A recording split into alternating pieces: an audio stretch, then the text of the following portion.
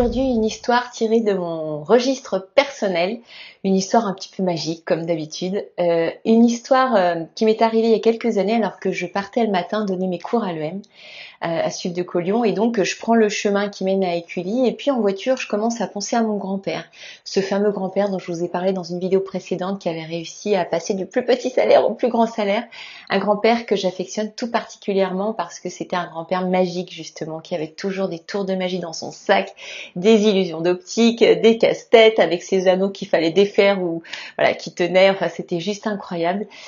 Et donc je lui parle parfois mentalement, en lui demandant s'il serait fier de moi, voilà, je sais pas, c'est un dialogue qui s'entretient comme ça. Et donc dans cette voiture, ce matin-là, je lui dis, écoute Pépé, si tu m'entends, j'aimerais bien que tu m'envoies un signe, voilà, aujourd'hui dans la journée, dans les prochaines 24 heures, un signe comme quoi tu me comprends, tu m'entends, et voilà, je parle pas toute seule, peut-être, bon, on n'a jamais la certitude, mais voilà, peut-être quelque chose qui pourrait témoigner que il y a quelque chose après la mort, quelque chose existe, etc. Et donc, j'envoie ce message, je pose cette intention de recevoir un signe de mon grand-père. Et puis ensuite, la journée se passe, je donne mes cours et donc je suis attentive à chaque signe, justement. Est-ce que quelqu'un porte son prénom? Est-ce que quelqu'un porte sa dégaine, sa tenue, sa façon de s'habiller? Est-ce que quelqu'un porte un chapeau? Parce qu'il portait tout le temps des chapeaux. Puis rien ne se passe et donc finalement, j'oublie un petit peu mon idée dans la journée. Et puis le soir, je sors au cinéma avec mon fils.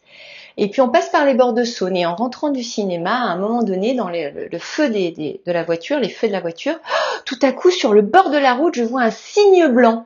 Et donc je dis à mon fils, oh, regarde, il y a un signe sur le bord de la route. Et hop, la voiture passe, il a pas le temps de voir le signe et dans ma tête je me dis, non, un signe, c'est le signe que j'avais demandé le matin. Bien sûr, je le pensais pas écrit pareil, je pensais pas un signe blanc.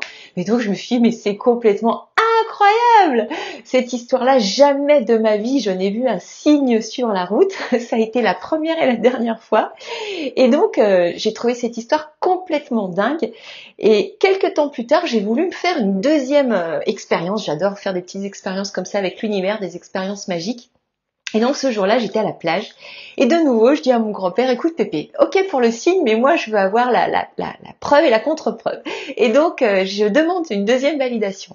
On est sur le bord de la plage, je me balade toute seule et puis je demande à mon grand-père, je lui dis, écoute-moi Pépé, si tu m'entends, ce que j'aimerais c'est trouver une étoile de mer, c'est voir une étoile de mer, c'est quelque chose dont je rêve depuis toujours, je n'ai jamais trouvé d'étoile de mer sur le bord de la plage. Et donc je lui dis, voilà Pépé, si tu m'entends, voilà, envoie-moi une étoile de mer. Et donc je marche, je regarde dans l'eau, pas d'étoile de mer. Et puis à ce moment-là, sur le bord de la plage, je vois une petite fille qui joue au sable, et elle est encore habillée et je vois son short et je me dis, ah tiens, c'est marrant, c'est le même short que mes filles. Et là, je vois son short, il y avait des imprimés étoiles de mer partout sur son short. Et je me dis, waouh, alors là, c'est quand même dingue. Ok, c'est pas comme je l'avais en tête, mais l'univers est un sacré farceur. Voilà, quelques petites histoires magiques avec mon grand-père. J'espère que vous aussi, vous en vivez. Je trouve ça très rigolo. Même, je trouve que c'est ce qu'il y a de plus sympa et de plus pétillant dans la vie. Si vous aussi, vous avez des histoires magiques qui vous sont arrivées, je suis très, très, très à l'écoute de vos témoignages.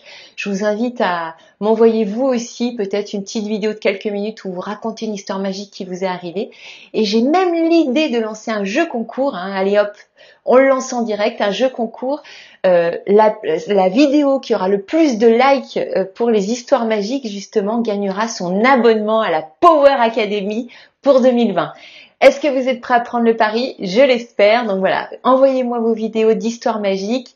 C'est cool de pouvoir partager des choses comme ça, des bonnes vibrations, et de se dire que finalement, waouh, on vit dans quelque chose d'un petit peu incroyable et merveilleux.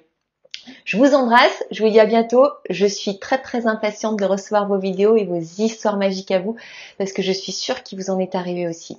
Je vous embrasse et je vous dis à bientôt. Ciao, ciao.